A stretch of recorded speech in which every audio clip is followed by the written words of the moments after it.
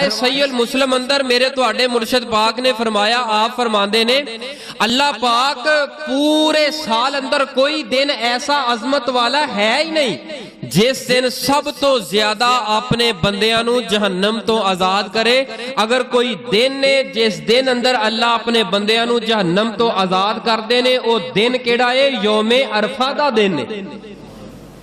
लिहाजा इस दिन की कदरों कीमत जानदे होया, जिस तरह रमजान अंदर एहतमाम करते हैं, नफलो नवाफल का एहतमाम करके जिक्रो ज़कार का एहतमाम करो, दुआ करो अपने वास्ते, अजीजो अकारब वास्ते, वालिदैन वास्ते, अपने कारोबार बच्चियां वास्ते, सब वास्ते दुआवां अंदर याद रखो। ये दिन जाया ना जाए, तेरी मेरी जिंदगी जाया हो जाएगी मेरे प्यारे भाईओ।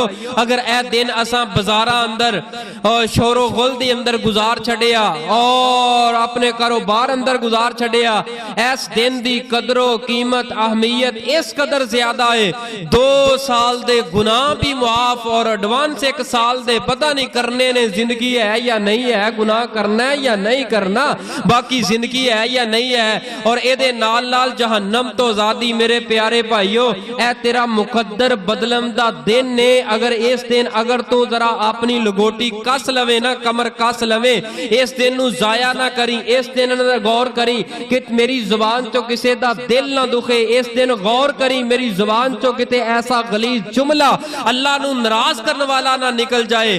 दुआ करो अल्लाह सानू 9 ज़ुल्हिज्जा दा रोजा रखन दी तौफीक अता फरमाए। रोजा अल्लाह दे बंदे 30 रोजे जिथे रखे, एक रोजा बंदा औखा सौखा होकर रख लवे, इंसान दी जिंदगी समझ जाए। वो आंदे ने ना सियाने, सारी जिंदगी इंसान पता नहीं की कुछ करता रहता है, लेकिन एक जुमला इंज दा बोलदा है, अल्लाह पाक उस जुमले दी बरकत दी वजह दे नाल अल्लाह दी जिंदगी दी काया ही पलट देंदे ने। जिंदगी तेरी 60 साल 70 साल हंसा के 100 साल हो जाएगी।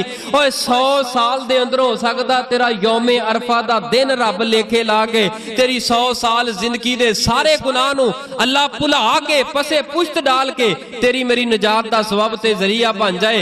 हजरात